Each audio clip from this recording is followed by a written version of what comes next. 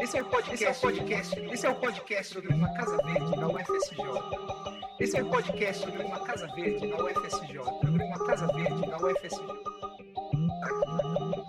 Esse é o podcast sobre uma Casa Verde na UFSJ. Esse é o podcast sobre uma Casa Verde na UFSJ. Sobre uma Casa Verde na UFSJ. Olá, pessoal! Começando mais um podcast do Casa Verde. Hoje conversando com o Luciano Abel, que trabalha no Sebimar, uma unidade da USP, no litoral norte de São Paulo. Luciano, por favor, se apresente. Olá, tudo bom? Boa noite, boa tarde, bom dia, depende de quando vão ouvir esse podcast, né? Então, tudo bem? Espero que possa contribuir aí de forma satisfatória com a discussão. Obrigado pelo convite, primeiramente. E o outro convidado aqui dessa nossa conversa é o Paulo Caetano, colaborador aí de longa data do programa Casa Verde. E a ideia hoje é conversar um pouquinho sobre um documentário bastante polêmico chamado Seaspiracy. Então, saber um pouquinho a opinião deles, a partir do conhecimento deles aí nas respectivas áreas de trabalho. Bom, o Luciano trabalha no Sebimar, né? Eu queria que, Luciano, você falasse um pouquinho para a gente sobre o seu trabalho no Sebimar, qual que é o público que você atende, por exemplo. Bom, acho que primeiramente falar do Sebimar, né? Depois eu falo um pouco do meu trabalho aqui. O Sebimar é um acrônimo para Centro de Biologia Marinha, né? Então, é uma unidade da Universidade de São Paulo, da USP, né? Que fica no litoral, como a Yara já falou, no litoral norte do estado de São Paulo, no município de São Sebastião. Que é uma área que muita gente conhece porque ouviu falar de Maresias, né? Sobretudo nos últimos anos, que tá na moda por conta do Medina, né? Que é campeão mundial de surf e é daqui de Maresias. Mas Maresias é um bairro de São Sebastião. São Sebastião é um município, tem outros próximos, como Ilhabela, Ubatuba. Então, esse é o litoral norte de São Paulo. E aqui a USP mantém essa unidade, né? Como a gente chama, de ensino, pesquisa e extensão exclusiva em biologia marinha. É uma unidade pequena, muita gente até dentro da USP não conhece, às vezes não ouviu falar, mas ela é bem tradicional. O Sebimar funciona aqui desde 1955. E como eu falei, né, por estarmos vinculados à universidade, aqui tem pesquisa, oferecemos cursos de graduação, pós-graduação, e tem atividade de extensão universitária. E é aí que eu me insiro. Eu trabalho basicamente com divulgação científica. No caso, divulgação de ciências marinhas. E como a gente tem muitos problemas ambientais no oceano atualmente, acabo fazendo divulgação científica e tentando trabalhar um pouquinho com educação ambiental também. Então, como é que a gente faz isso aqui? Na verdade, não tem uma receita, né? Tem um leque não muito grande de ações que a gente tenta desenvolver, mas que passa por parceria com escolas, divulgação, elaboração de materiais didáticos, alguns projetos de ciência cidadã, mas basicamente exposições de fotos também, fotos científicas, né? Que me lembrei agora, mas basicamente o carro-chefe de todas essas ações é uma atividade que o Sebimar mantém desde a década de 80, né, de 1980, que são as visitas monitoradas. Esse é o carro-chefe de todas as outras ações de divulgação científica, de educação ambiental que nós fazemos aqui. E consiste na vinda do público, qualquer público, né, escolas, universidades, grupos organizados, terceira idade. Eu já recebi aqui grupos de idosos, APAE, vários grupos muito diversos. A ideia é que eles venham para dentro do Sebimar, ou seja, venham à universidade, conheçam um pouco do que a gente faz, a gente passa algumas informações sobre problemas ambientais, claro, mas a grande motivação do pessoal vir aqui é ver os organismos marinhos, né? Então, nós, na área de biologia marinha, a gente tem uma carta muito potente na manga, né, para atrair o público, que é o fascínio que muitos animais e plantas e micro-organismos marinhos exercem nas pessoas. Então, o pessoal vem basicamente para ver animais, né? Caranguejos, peixes, moluscos, e uma infinidade. Então, essa é uma deixa, é uma oportunidade que a gente tem para conversar com as pessoas sobre pesquisa, sobre a importância da pesquisa científica, da divulgação científica, do financiamento da formação de gente qualificada em ciências no Brasil, e também para falar dos problemas ambientais que a gente tem aqui na nossa região, principalmente, mas que muitos deles são recorrentes em várias partes do mundo. Então, acho que em linhas gerais, o que a gente faz é isso, né? Claro que agora na pandemia, né, nesse último ano e meio, a grande maioria das atividades que a gente vinha desenvolvendo, ela não tinha a mínima possibilidade de transcorrer normalmente, né? Então, a gente investiu muito em produzir materiais didáticos para serem veiculados pela internet, né? Produzir materiais para mídias sociais, principalmente, artigos de divulgação, esse tipo de coisa. Mas estamos aí vislumbrando retornar, né? Se tudo correr bem, retornar com as atividades presenciais o ano que vem. E a gente vem percebendo que elas se complementam, né? Enquanto uma atividade virtual, nós temos a oportunidade de atingir pessoas que estão a quilômetros de distância, né? Qualquer lugar que tem internet, né? A vinda das pessoas para cá, do público em geral, para dentro da universidade, vivenciar, nem que seja ali 1 horinha ou 2 horinhas do cotidiano universitário, ver equipamentos, olhar no microscópio, esse tipo de coisa é muito importante para as pessoas se sensibilizarem para a importância da pesquisa científica e outros temas afins. Acho que, em linhas gerais, é isso aí. Legal. Você falou, né, que um dos principais carros-chefe aí do trabalho que você desenvolve no Sebmar é a apresentação da biodiversidade marinha aí da região, né, imagina, ali da região de São Sebastião mesmo. E quando vocês conversam sobre isso, vocês tocam no tema sobre a destruição dos mares, as pessoas ficam sensibilizadas a respeito disso? Porque uma das formas da gente sensibilizar é mostrar, né, vamos mostrar para o público qual é a biodiversidade, para que eles não juntem esforços com os conservacionistas para que essa biodiversidade não seja perdida. Você percebe que o público tem essa curiosidade, pergunta mais a respeito disso, ou fica, né, um pouco impressionado, talvez, com informações a respeito desse tema?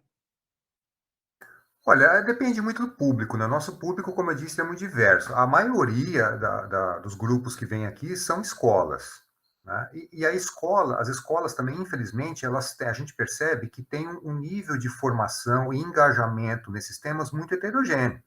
Tem escola que vem aqui e as perguntas são muito pertinentes, você percebe que os alunos e alunas estão, ou fizeram um trabalho prévio, ou já faz parte da formação deles, uma discussão a respeito desses temas, né, e da temática toda envolvida.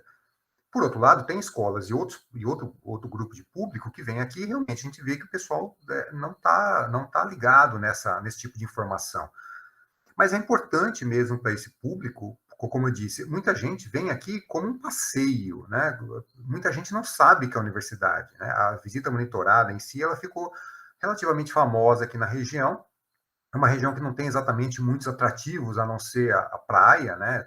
Cachoeiras, esse tipo de coisa. Não tem atrativos, assim, eu digo, indoor, né? A gente não tem aqui um museu, por exemplo, o aquário de Ubatuba, que é o mais próximo, fica pelo menos 1 hora e meia daqui. Então, a gente não tem muitos atrativos do tipo que nós oferecemos. Então, muita gente que vem aqui pensa que é tipo um aquário, né? Um aquário público de visitação, alguma coisa assim.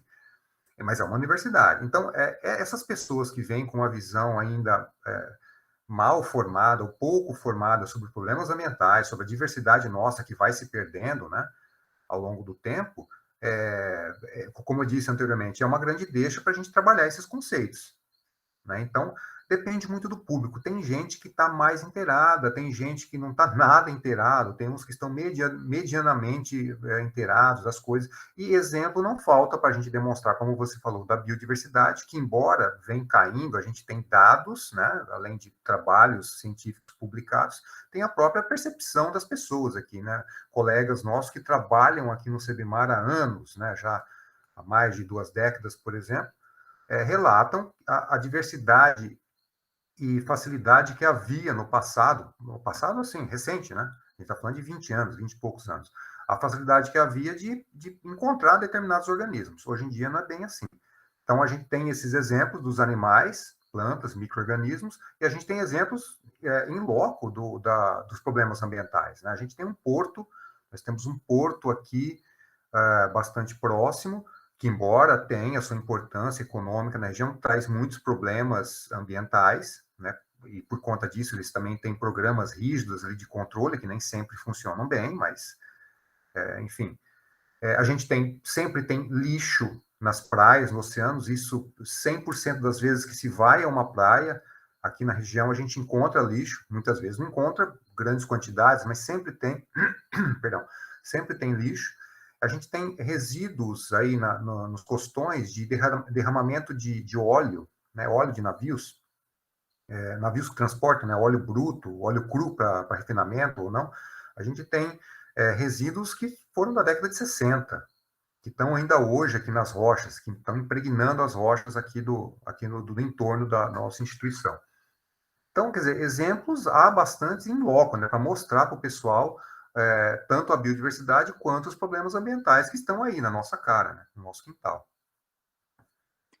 E os pesquisadores que estão fazendo esse monitoramento de longo prazo, eles vão repassando de tempos em tempos os dados para o pessoal do CEBIMAR, e aí vocês vão tentando trazer essas informações para o público também? Que agora eu fiquei curiosa se vocês trabalham essas informações temporalmente. Tem alguns trabalhos que trazem essas informações, né, dependendo do projeto de pesquisa, como a gente sabe, né, tem projetos de pesquisa que abordam um determinado aspecto, como, por exemplo, a variação do fitoplâncton oceano, né, que são pequenos organismos microscópicos que fazem, em linhas gerais, que fazem fotossíntese, né? Então, a gente tem um plano de trabalho aqui que monitora essa comunidade. Isso é importante porque essa comunidade ela dá alguns indícios de desequilíbrio ambiental. É uma comunidade de organismos marinhos bastante sensível com relação a isso. Então, veja, o meu trabalho é estar em contato com as pessoas que fazem esse tipo de pesquisa o máximo possível para que essas informações cheguem frescas junto ao público, né? Então, mas como a gente sabe que pesquisa não é, muitas vezes, como eu disse já anteriormente, né, uma receita de bolo, que em questão de 1 hora, 2 horas, a gente faz uma pesquisa e já tem resultados prontos lá. Muitas dessas pesquisas, sobretudo ambientais, elas carecem de um acompanhamento ao longo do tempo, né? Sobretudo essas que envolvem dados mais oceanográficos, por exemplo, temperatura, correntes. Isso normalmente se faz séries de décadas para se ter uma noção mais ou menos de como que é o comportamento do oceano em determinada região. Então, como a pesquisa no Brasil, sobretudo nessa área, ela é mais recente, a gente ainda não tem uma visão muito vamos dizer, geral desse panorama. De outras áreas, temos mais. Então, por exemplo, a comunidade de peixes da nossa região já é estudada há mais tempo. Então, a gente sabe, estudando, e isso os pesquisadores que nos passam, né, a gente tem uma noção de como que está sendo influenciado pela pesca, ou por frentes frias, ou por correntes, ou desastres ambientais, e por aí vai. Entendi, muito legal. Agora eu tinha uma pergunta para o Paulo, também baseado nas informações do documentário, né? O The Guardian entrevistou o professor Callum Roberts, da Universidade de Exeter, E ele disse: meus amigos podem até lamentar as estatísticas, mas a ideia básica é que estamos causando uma grande quantidade de danos ao oceano. E isso é verdade. Em algum ponto você sai correndo, seja em 2048 ou em 2079. E a questão é: a trajetória está na direção errada ou na direção certa? Aí uma pergunta para o Paulo, né, pensando aí como um comunicador. Você acha que um documentário ele tem sempre que se ater ao rigor científico? Porque essa foi uma das grandes críticas feitas ao documentário, que ele usou dados que foram refutados e por aí vai. Sim, Yara. Boa noite, boa tarde, bom dia, Yara e Luciano. Legal participar dessa conversa com vocês aqui. Fico muito honrado. Primeiramente, quero até, né, elogiar o trabalho aí que o Luciano realiza lá junto ao grupo, né, nesse projeto, que eu percebo assim, de forma análoga, né, tem a sua semelhança com talvez o que o Espaço Casa Verde tente realizar, né, ou está realizando até nesse momento, né, uma busca pela divulgação científica, né, que é um trabalho extremamente necessário, e essa equipe lá, esses projetos com os quais o Luciano se envolve, né, principalmente no campo da extensão, assim, demonstram essa tangibilidade das questões, né, estão colocadas aí, para que as universidades e a sociedade como um todo gerem subsídios aí e possam produzir conhecimentos. Então, esse trabalho da extensão é um trabalho muito importante, porque ele traz consigo, né, esse olhar, esse contato direto com a vida, com a dinâmica e seu processo, né? No caso aí, falando de sistemas, né, vivos, marítimos, né, que é uma discussão também que me fascina muito, sempre me fascinou, né? E aí, nesse caso, eu vejo como muito valor esse tipo de projeto. E tomando o Seaspiracy, esse documentário, né, que, vamos dizer, nos trouxe aqui a conversa, e a pergunta da Yara, uma pergunta muito importante, se o documentário deve ou não, né, se ater aí a questões de natureza, né, a informações de natureza estritamente científica. Bom, um documentário, assim como praticamente qualquer outra representação, né, de um estado de coisas, vai ser certamente, né, povoado por perspectiva, nós temos até na história do documentário brasileiro uma série de documentários que depois, né, foram aí, né, contestados. O clássico é o próprio Ilha das Flores, né? Quem já não assistiu, não se formou aí assistindo Ilha das Flores, né, para a discussão social e ambiental ali que é colocada, né, no filme do Jorge Furtado, mas que mais tarde foi contestado em várias questões da forma como foram postuladas, né, e a própria encenação de uma verdade supostamente ali bem científica e analítica, né? Então, assim, a linguagem do documentário, ela vai carregar, como qualquer outra forma de representação, uma série de problemas, de vieses, de representações que são peculiares, né, de uma forma de enxergar o mundo.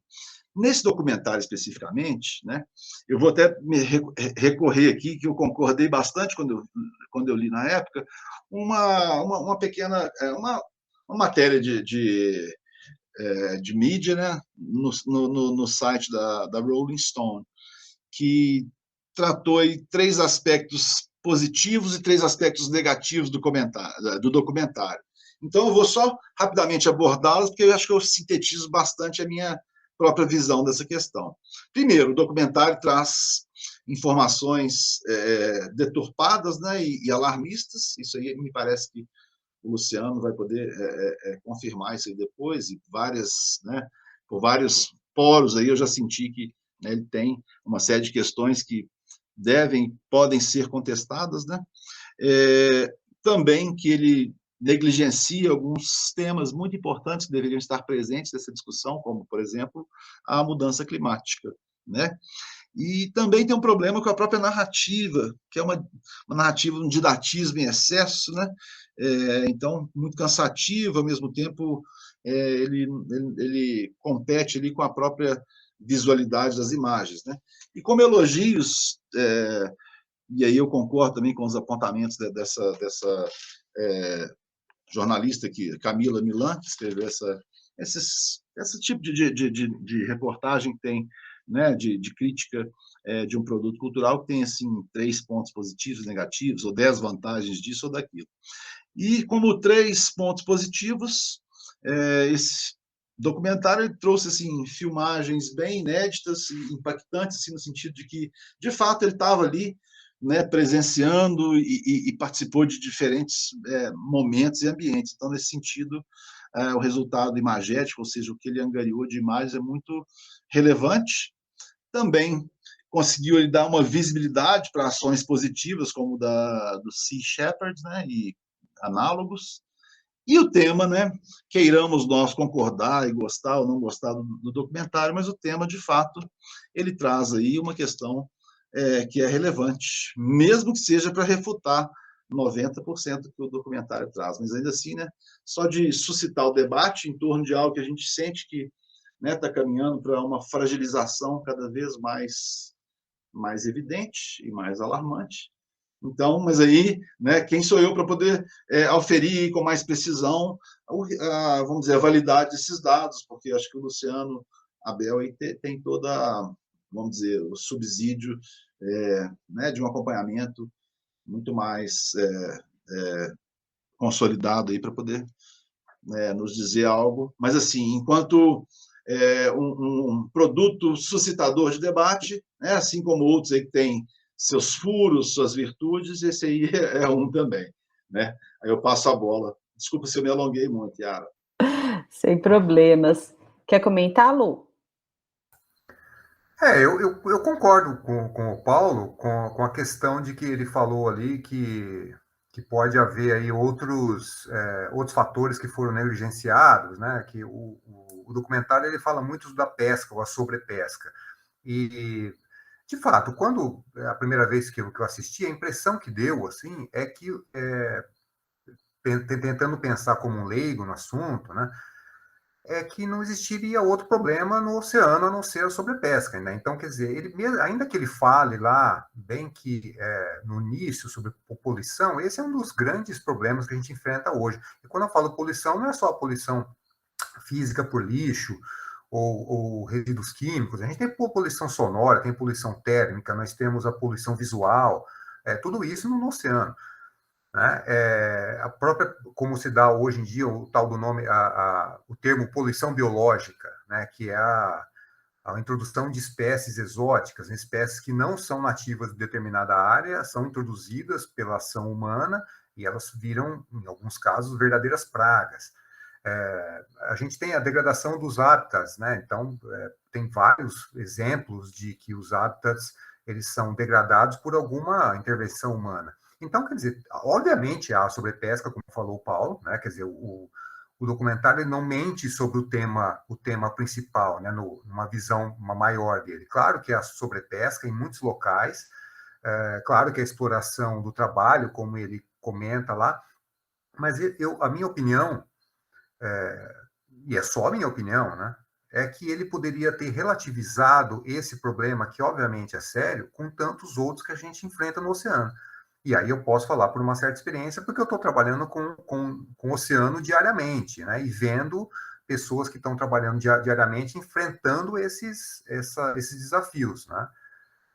Aqui na nossa região, por exemplo, principalmente espécie exótica. Né? A gente tem problemas, assim como esgoto doméstico, né? Que vai para o oceano. Então, aqui a gente não teria, se fosse elencar problemas, só que regionalmente, né? Talvez a gente colocaria sobrepesca ali junto, né, com alguns outros em termos de importância. Então, acho que essa é a minha primeira impressão, assim, geral do documentário.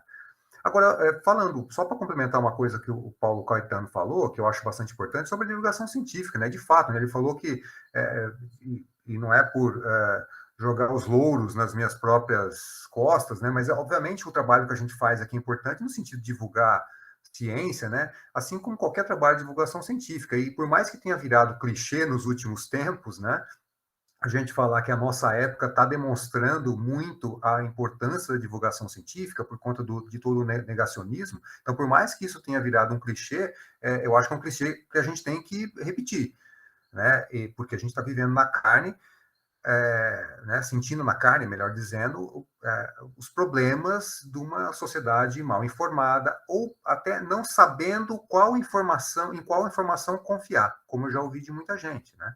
Então, a gente tem alguns exemplos de trabalhos que fizemos no CEBIMAR e também de educadores, né, que estão pensando que a forma de ensinar ciências, né, ela talvez seja equivocada nas escolas. Então, a gente tem que repensar isso. As pessoas têm que vivenciar o processo científico, porque o que acontece muito hoje são as crianças sentarem, ouvirem aquela informação goela abaixo como é que se sabe que a Terra de fato é redonda? Né? Não se faz, a maioria das escolas não se faz um experimento para demonstrar aquilo. E algumas das pessoas, quando adultas, passam a acreditar que a Terra não é redonda. Então, isso acho que serve para toda a divulgação científica, não só a marinha, que ela deve ser encarada com uma importância bastante grande para que a informação científica não fique restrita somente às universidades e institutos de pesquisa. Né? Mas acho que respondi, né, Paulo e Yara, talvez um pouquinho aí sobre o documentário, né, um pouquinho do que vocês indagaram. Né? Quer comentar, Paulo? Eu só queria, achei fantástica a discussão que o Luciano promoveu. Eu queria entender, Luciano, como que se dão aí as relações né, da universidade, seus projetos nesse braço aí da universidade, né, com essa outra demanda, que você colocou muito bem uma contradição, né, que está aqui gente desfrutando de várias benesses aí da tecnologia, da mineração, né, e jogando esgoto para a água limpa aqui diariamente, né? E como que que se dão relações no nível assim de natureza mais política e científica com a presença tão próxima do porto aí? Você está perto do Porto de São Sebastião, é isso? Isso, nós estamos aqui está do lado praticamente, são 5 quilômetros, né? Olha, a gente tenta fazer um tipo, pelo menos o que eu vejo aqui, o padrão na nossa unidade é um tipo de pesquisa independente.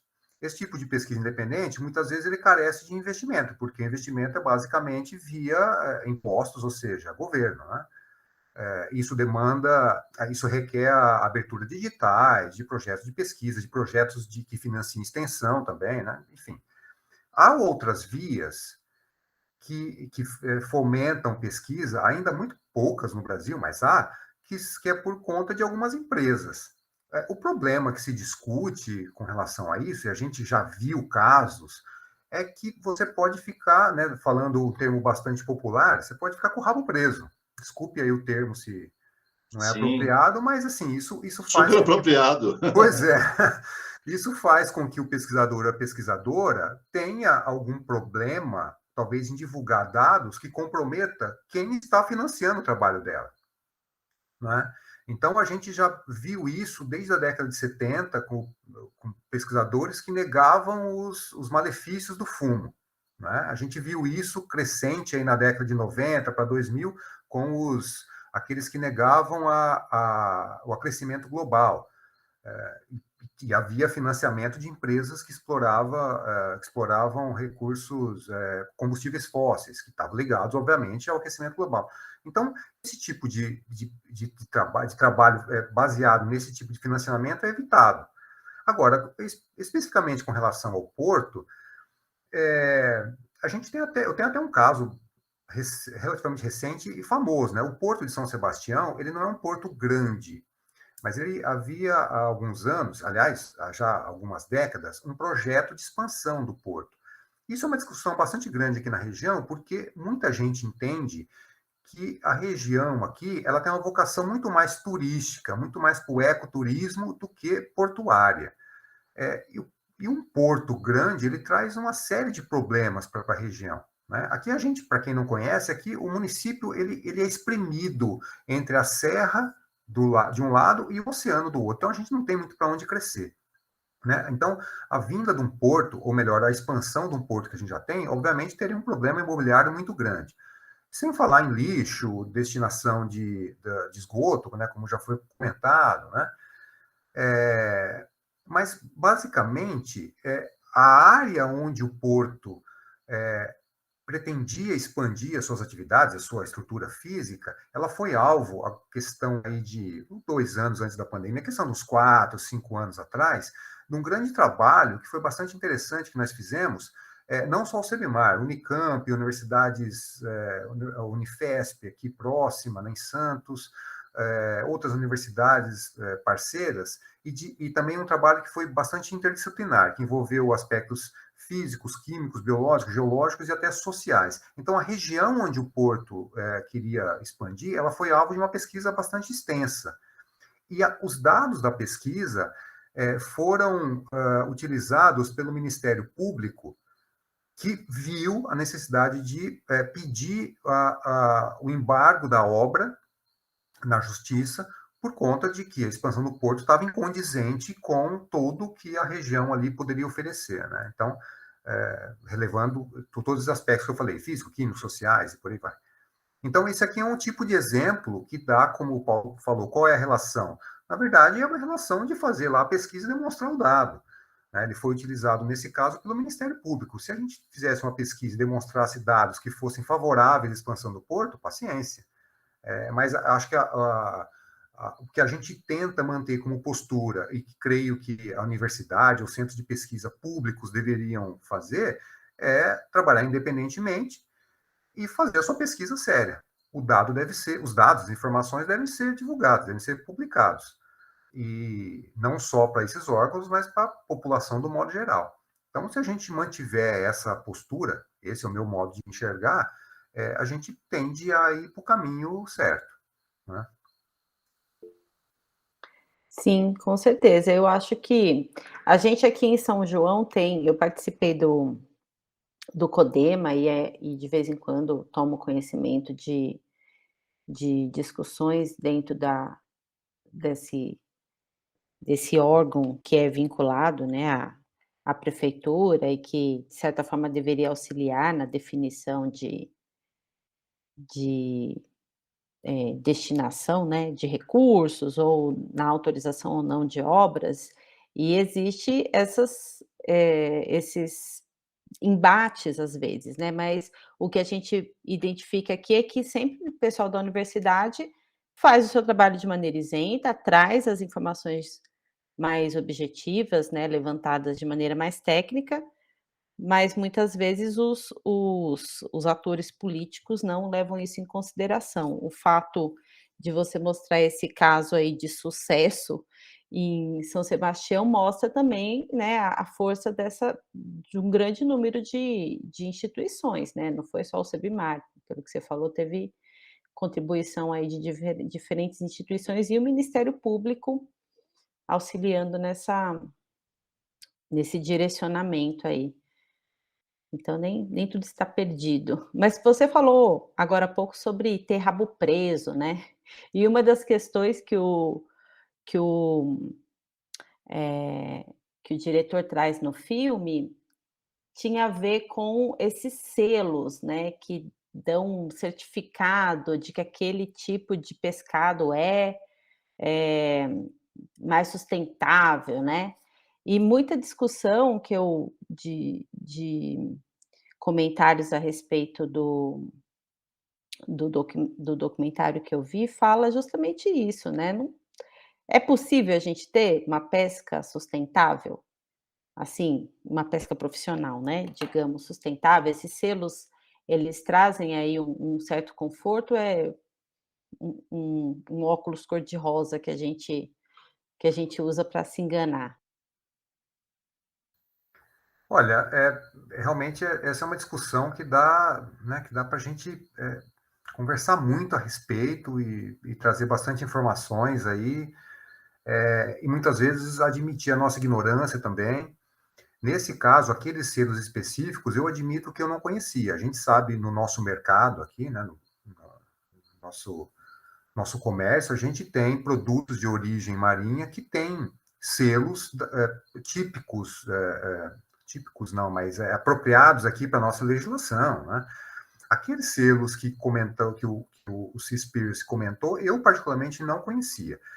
Então, eu vou dar uma opinião que é muito mais de um cidadão, né, do que do profissional. Eu acho que esse tipo de selo, ele quer dizer alguma coisa, mas muitas vezes não quer dizer tudo. Eu acho que, como foi demonstrado ou veiculado no documentário, a, a atribuição daquele selo em algum produto, ele demandava alguma benesse que a empresa fazia para quem estava, quem atribuía o selo, né, para a empresa, lá para o órgão que estava atribuindo o selo àquele produto. Então, eu acho que a gente vê isso, nós, como brasileiros crescidos, criados, né, a gente sabe como é que funciona muito bem no jeitinho brasileiro. Então, quantas vezes a gente não sabe que um fiscal é subornado, que a gente não sabe que determinado produto, ele foi, depois de um tempo, alguém delatou que ele tinha determinada substância que fazia parte dele, que era proibida, não podia utilizar, isso abaixava o custo. Então, esse tipo de coisa, a gente fica sabendo, gasolina adulterada e por aí vai. Então, eu acho que confiar em todos os selos e qualquer informação que esteja nos rótulos dos produtos, não é uma boa ideia. Mas elas querem dizer alguma coisa. Acho que a partir dali a gente pode pesquisar mais a respeito daquela empresa, de onde que ela pesca, qual é o tipo de atividade trabalhista que ela emprega. Então, apesar da minha resposta ser um pouco vaga, como eu disse, ela é mais no sentido da visão do cidadão. Né? Como é que eu me certificaria de estar comprando um produto que realmente traz aquilo que ele mostra no seu rótulo, na sua embalagem? É muito difícil para a gente saber, né? Então, isso é só com uma credibilidade que vai crescendo ao longo do tempo, verificando outros produtos, averiguando. Hoje a gente tem várias formas de pesquisa, né, que dá para a gente ver de onde que é a empresa, qual é o tipo de carga tributária, qual é o tipo de vínculo empregatício que ela tem. Então, esse tipo de coisa vai cercando a gente, vai dando munição para dar mais confiança ou não em determinados produtos. Agora, viria aquela pergunta, né, para quem vai estar ouvindo, mas quem tem tempo, né, ou paciência para fazer isso? Né? Então, aí a gente cai na confiança das nossas instituições, né? Então, fica um jogo difícil, né, porque as instituições de fiscalização deveriam estar fazendo isso, né, já que a gente paga imposto para isso, mas a gente sabe que em muitos casos elas são falhas, então dependeria também do consumidor buscar essas informações. Eu creio que é um campo para comentar aqui, para a gente chegar com uma definição um pouquinho mais fechada, é o campo mais problemático ali do documentário. Né? Mas esse foi justamente um aspecto que causou grandes, né, grandes críticas. As próprias empresas, né, que fazem os rótulos, a Dolphin Safe, por exemplo, eu acho que eu já vi esse rótulo em atum aqui no Brasil, Eu também já esse vi, mercado. Então, eu sou uma das pessoas que fica olhando o rótulo. Eu nunca fui atrás das empresas, mas eu fico olhando o rótulo, tal, porque me interessa saber a respeito disso. Mas eu queria voltar um pouquinho e fazer um comentário, aí eu queria que vocês, sei lá, porque eu fico me colocando um pouco no lugar do diretor, porque me pareceu muito que ele trouxe dados lá científicos que podem ter sido enviesados, né, a gente tem dado para tudo hoje em dia, posso arrumar um dado que vai corroborar uma hipótese minha de um estudo super mal feito, por exemplo. Mas, parece que é uma coisa assim meio, sabe, ele fez construiu todo o trabalho muito de um ponto de vista afetivo dele. Então, para mim, embora eu entenda quando o Luciano comentou que, ele deixou de tratar de um monte de questões importantes para o oceano, como poluição e tal, eu entendo que ele tinha uma história ali para contar. Eu acho que ele carregou um pouco nas tintas desnecessariamente em alguns momentos, mas suscitou esse debate que, né, hoje em dia até motivou abaixo-assinados, pressão sobre essas empresas que dão os selos, por exemplo, né? Então, assim, cercou um pouco alguns grupos poderosos de que, né, o público está de olho nisso e, né, disposto a boicotar determinados produtos e tal. Então, eu não sei o que o Paulo acha, eu acho que isso é interessante também, sabe. Se eu fosse fazer um documentário sobre o mar, eu traria esse olhar, porque eu morei na praia e me incomodava muito ver plástico, sei lá, ou, né, eu não sei, eu fico pensando nesse aspecto e gostaria de saber a opinião de vocês a respeito disso, ou a visão. Não, eu concordo. Eu acho que, tipo, é a visão do diretor, né? Ele não é obrigado exatamente a, a fazer a abordagem que a gente acha que ele deve fazer, que ele deve adotar, né? É o filme dele. Eu só disse que me parece que a forma como ele conduziu o documentário pode dar a impressão de que todos os problemas, ou grande parte dos problemas oceânicos, estariam resolvidos, né, os problemas ambientais, né, estariam resolvidos com a proibição de qualquer tipo de pesca ali. Então, a gente teria muitos outros problemas, né, que continuariam. Então, é só para ponderar isso. Né? Eu concordo contigo que a visão dele é um trabalho artístico, né, não deixa de ser, e o diretor ele faz como ele achar que deve montar cenas, enquadramentos e trilha sonora e tudo mais, mas eu senti isso, né? Talvez para uma pessoa mais leiga que não saiba de outros vários problemas que a gente enfrenta aqui no ambiente marinho, pode dar a impressão que aquilo lá resolve tudo, né? E É, eu acho que resolve em parte algumas coisas, até para complementar, desculpa, se você me permitir, sim, claro. que você fez uma pergunta se é possível ter a pesca sustentável, tal. Eu acho que é possível, mas ela não daria para a gente afirmar que ela é completa, global, eterna, que duraria por um Uhum. período muito grande. Ela dependeria de qual espécie a gente está pescando, em quais condições, usando que petrecho de pesca, em que localidades, em que época do ano. Então, para cada.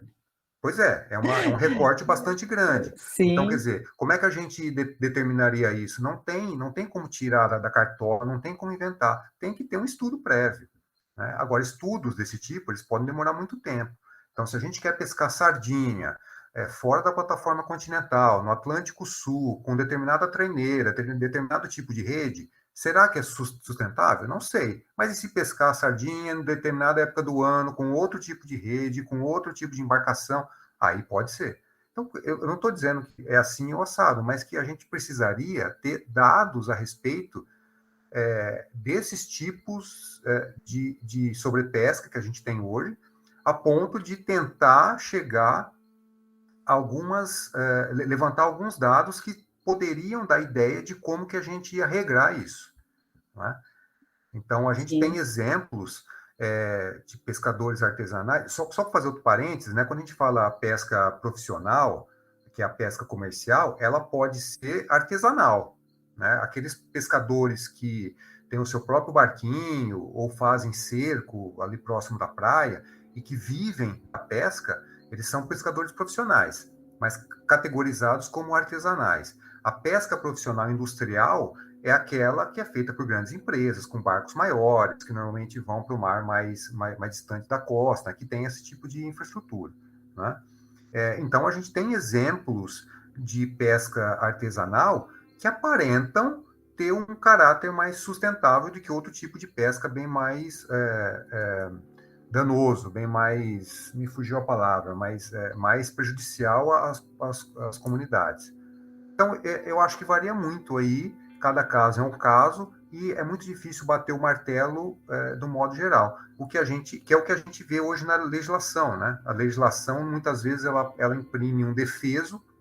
O que é o defeso? É uma época do ano que é proibido pescar ou coletar determinado animal por conta de reprodução ou período de crescimento.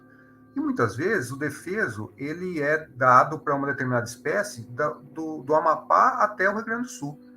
Né? Às vezes, Nordeste para cima, né? Bahia para cima, Espírito Santo para baixo, mas mesmo assim, a gente está falando de um país com mais de 8 mil quilômetros de extensão de litoral, com ambientes muito diversos. Então, a época de reprodução de determinado animal lá no Nordeste, no Maranhão, vai ser diferente em Santa Catarina. E a legislação não abarca isso. Então, quer dizer, quanto mais estudo a gente tem a respeito, poderia munir esses legisladores, né? E aí, com o mas tempo... Lu, isso daí é mais ou menos óbvio, vai. Não, isso daí não está explicitado na legislação? Que ao longo dessa costa imensa que a gente tem no Brasil, pode ter variação na estação? Depende de espécie. Tem espécies que não tem. Tem espécies que carecem de estudo. E tem outros fatores que ocorrem. Muitas vezes, as espécies de tão pescadas, elas começam a reproduzir mais cedo. Né? Então, a gente vê espécies de serranídeos aí, que é caropa, badejo, né? Limitaram o tamanho de captura. Né? Então, abaixo de determinado tamanho, não poderia pescar por conta da questão reprodutiva, né? Que eles estão na fase de maturação ainda, reprodutiva. Só que de tanto que se pescaram os maiores, né, os menores acabaram começando a se reproduzir mais cedo também. É uma questão hormonal, né, que envolve tudo isso. Evolução também. Claro, Então, a legislação é de 3 décadas atrás, mas o panorama mudou, o ambiental mudou. Então, ela deveria meio que se adequar às novas condições, né? A gente está falando de um buraco muito, muito complicado, na verdade, no meu modo de ver. Não, só antes de passar a palavra para o Paulo, é que justamente essa questão parece no filme que é uma cara que ele dá, que parece que só tem essa pesca industrial, né? E, na verdade, muitas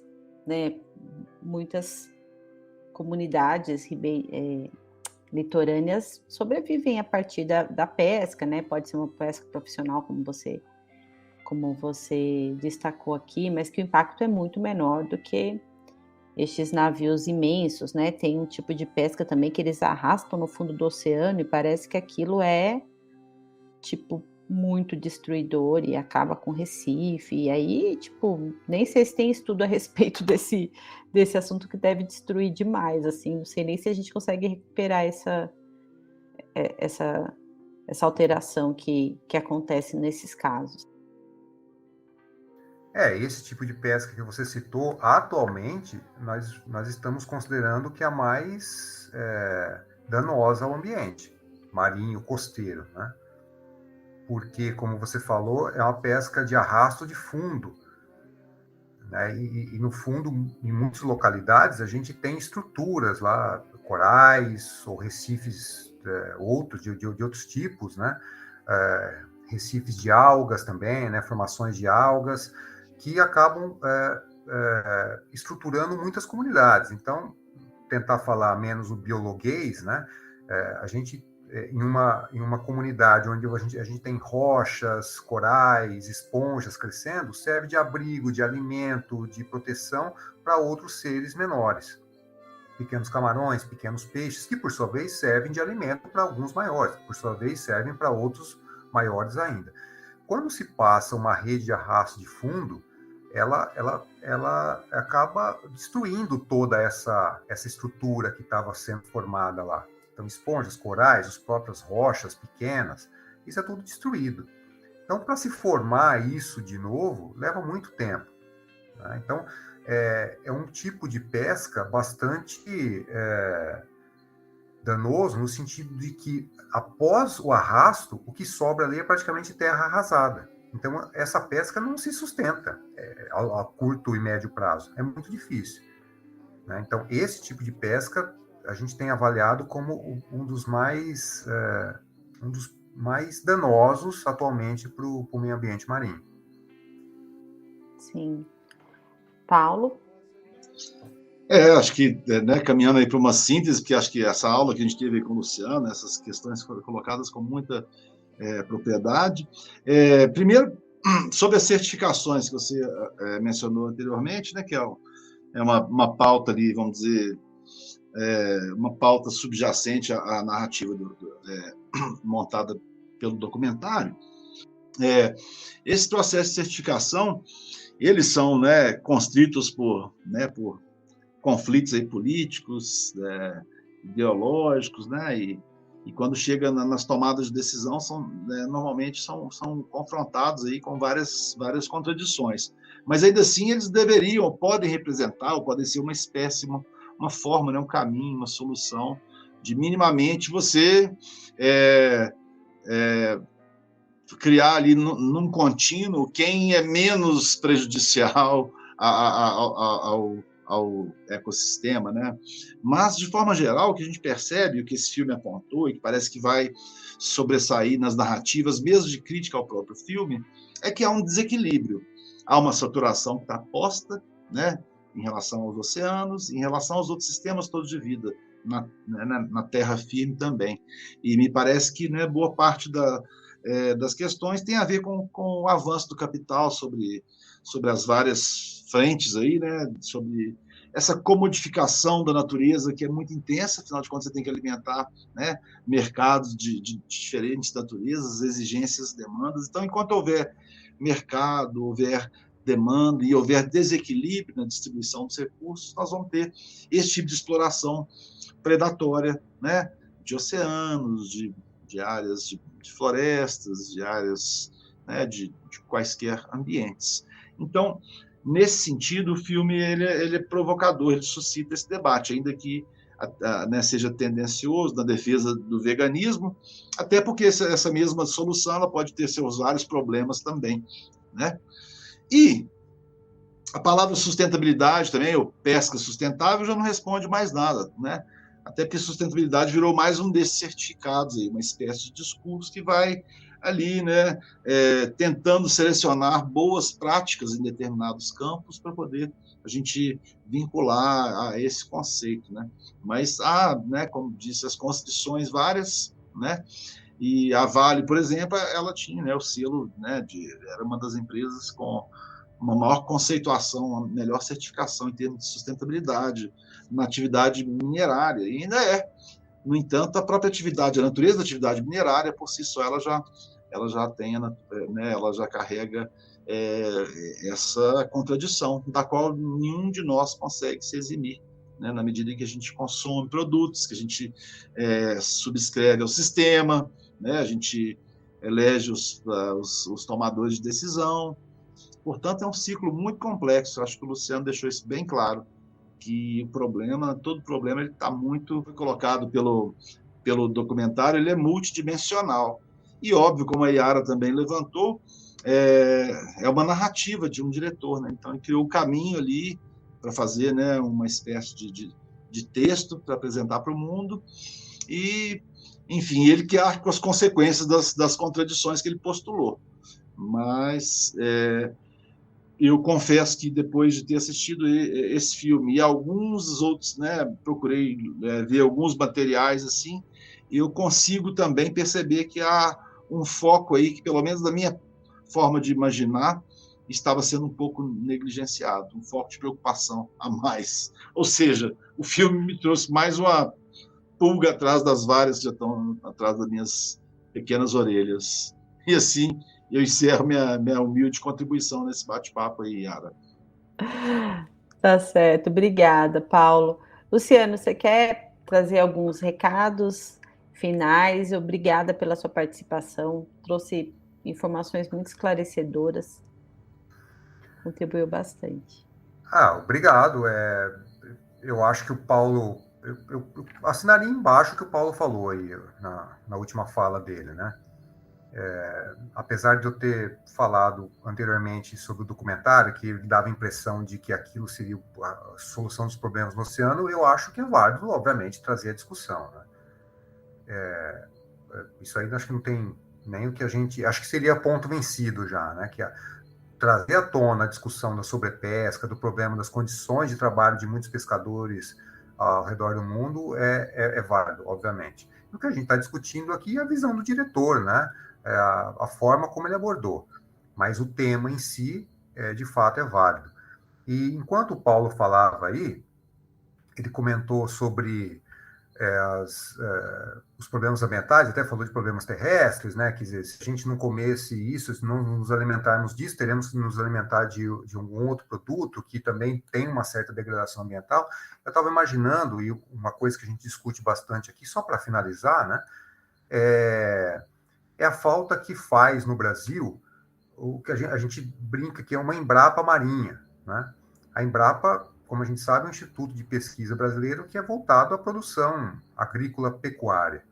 E muitas pesquisas na Embrapa envolvem a produção de alimento dessa natureza de uma forma sustentável. Então, a gente vê muita coisa que o pessoal da Embrapa faz que trabalha no sentido de produzir alimento, né, de origem animal ou vegetal, sem uma degradação tão grande da natureza.